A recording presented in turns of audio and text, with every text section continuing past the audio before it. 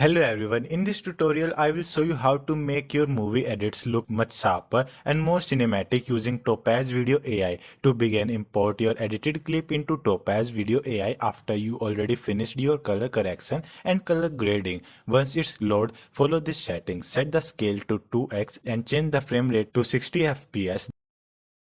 Then enable frame interpolation to get much smoother motion for the AI model. Select Chronos. Next turn on replace duplicate frames and set the sensitivity to 10. Now head over to enhancement section and switch it to manual and use these values. Revert compression 92, recover details 92, sharpen 72, reduce noise 30, de-halo 28 and de-blur 68. Finally, set the encoder to H.264 high NVIDIA and choose MP4 as the output container. Once everything is ready, click export and let Topaz process your video. That's it for this tutorial. If you found it helpful, don't forget to like the video and subscribe for more editing tips. Thanks for watching.